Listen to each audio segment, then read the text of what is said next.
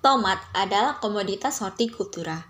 Tomat sangat bermanfaat bagi tubuh karena mengandung vitamin dan mineral yang diperlukan untuk pertumbuhan dan kesehatan. Buah tomat mengandung karbohidrat, protein, lemak, dan kalori. Berikut klasifikasi tanaman tomat.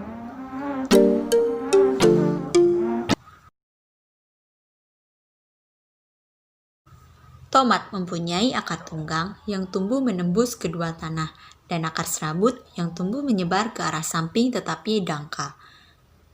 Batang tomat berbentuk persegi 4 hingga bulat, berbatang lunak tetapi cukup kuat, berbulu atau berambut halus, dan di antara bulu-bulu tersebut terdapat rambut kelenjar.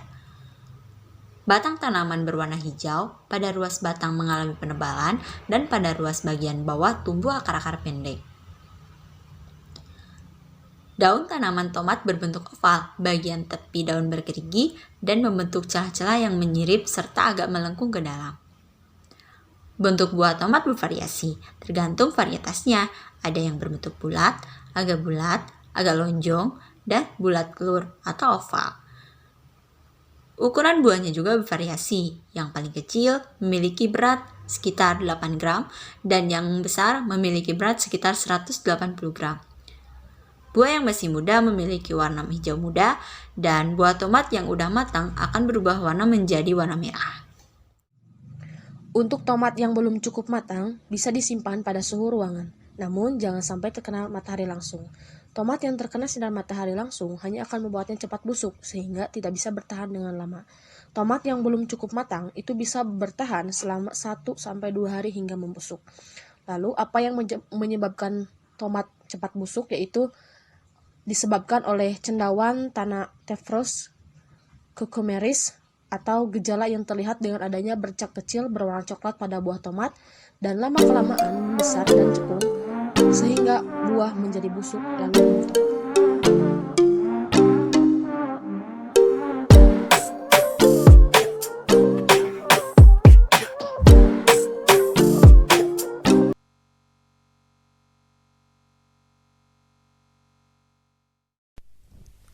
Pada dasarnya, tomat memiliki banyak sekali manfaat jika dikonsumsi karena tomat mengandung vitamin A dan C yang sangat baik untuk kesehatan.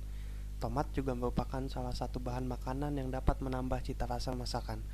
Namun, nilai guna buah tomat tersebut dapat ditingkatkan apabila buah tomat tersebut tepat penempatan dan pengolahannya. Berbicara soal nilai guna adalah nilai yang menunjukkan tingkat kepuasan yang diraih oleh seseorang setelah menggunakan barang atau jasa tersebut. Terdapat 5 macam nilai guna. Yang pertama, kegunaan waktu, kegunaan tempat, kegunaan bentuk, kegunaan milik, dan kegunaan pelayanan. Tapi di sini kami hanya akan menjelaskan 3 nilai guna dari tomat. Yang pertama ada kegunaan bentuk. Nilai guna buah tomat akan menjadi lebih tinggi jika tomat tersebut diolah menjadi berbagai macam produk olahan, seperti dijadikan saus tomat, jus tomat, dan lain-lain. Selain itu, tomat yang bercampur bahan makanan lain akan meningkatkan nilai guna dari tomat tersebut, misalnya dijadikan sambal tomat. Yang kedua, kegunaan tempat.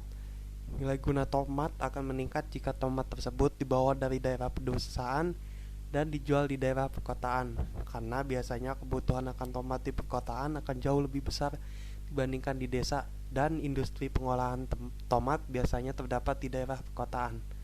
Yang ketiga, ada kegunaan waktu. Tomat akan lebih berharga jika dipasarkan pada musim hujan.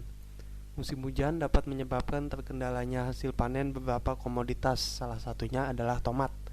Maka dari itu, buah tomat pada musim penghujan akan memiliki nilai yang lebih tinggi dibanding pada musim lainnya. Kegiatan tata niaga pertanian pada suatu komoditas meliputi proses pengumpulan, proses pengimbangan, dan proses penyebaran.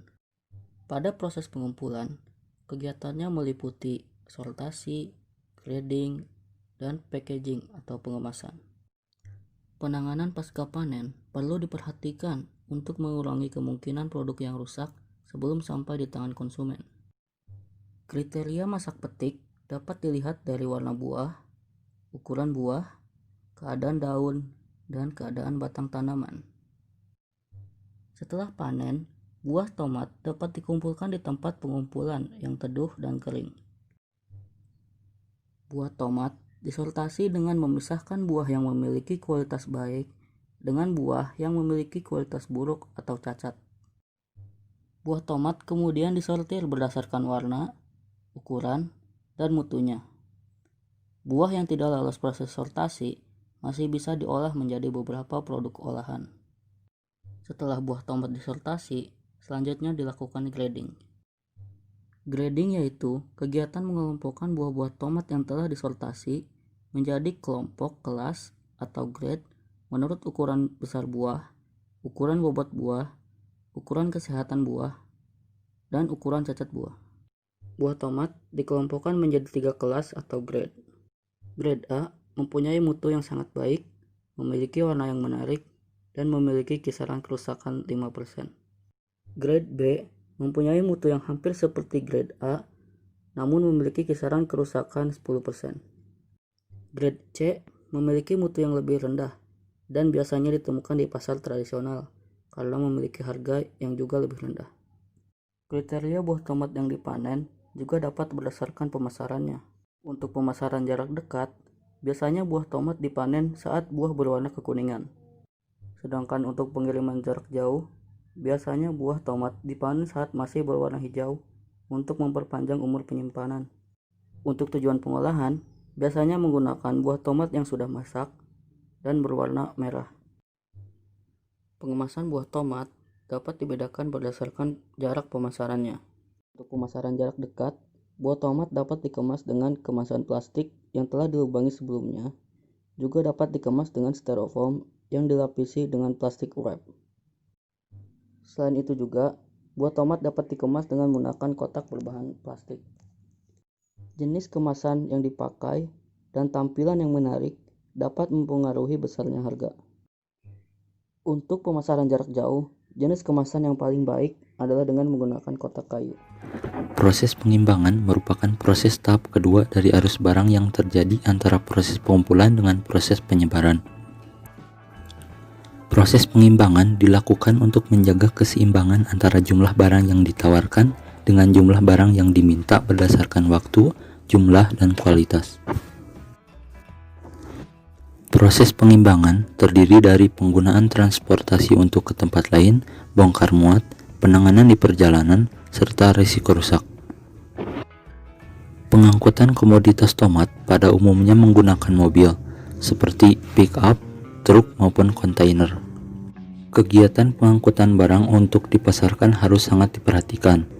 Penyusunan barang di dalam mobil harus benar-benar tertata rapi dan harus menghindari ruang atau celah yang kosong. Karena hal tersebut dapat mengurangi benturan dan mempermudah pengangkutan serta menghindari kerusakan tomat agar tidak menurunkan kualitas maupun kuantitas tomat yang akan dipasarkan. Kerusakan pada saat pengangkutan banyak disebabkan oleh penanganan yang kasar, adanya keterlambatan pengangkutan, proses bongkar muat yang ceroboh, penggunaan wadah yang tidak sesuai, serta kondisi pengangkutan yang kurang memadai. Pengendara harus sangat hati-hati dalam membawa kendaraan ketika sedang membawa komoditas tomat, mengingat karakteristik buah tomat yang mudah hancur ketika ada benturan yang sangat keras. Untuk meminimalisir risiko rusak komoditas tomat, selain dengan baiknya penanganan ketika pengangkutan, juga memaksimalkan proses pengemasan agar buah tomat terbungkus dengan baik sehingga risiko rusak dapat dikurangi. Proses penyebaran merupakan proses tahap ketiga atau tahap terakhir dari arus barang yang terjadi setelah proses pengumpulan dan proses pengimbangan. Penyebaran atau pemasaran adalah kegiatan dan aktivitas agen perdagangan yang menghubungkan pergerakan bahan pangan pertanian terolah dan bahan baku, serta permintaan dan penawaran turunannya. Pada pemasaran komoditi pertanian, lokasi produksi seringkali terpisah jauh dari tempat konsumen. Agar produksi pertanian ini dapat dimanfaatkan oleh konsumen. Di antara produsen dan konsumen akhir, terdapat beberapa lembaga pemasaran yang terlibat dalam proses pemasaran komoditi pertanian tersebut. Lembaga-lembaga pemasaran yang terlibat dengan pendistribusian buah tomat tidak berbeda jauh dengan jalur-jalur pemasaran komoditi pertanian lainnya. Lembaga-lembaga pemasaran ini umumnya terdiri atas petani, pedagang pengumpul, pedagang pengecer, dan konsumen.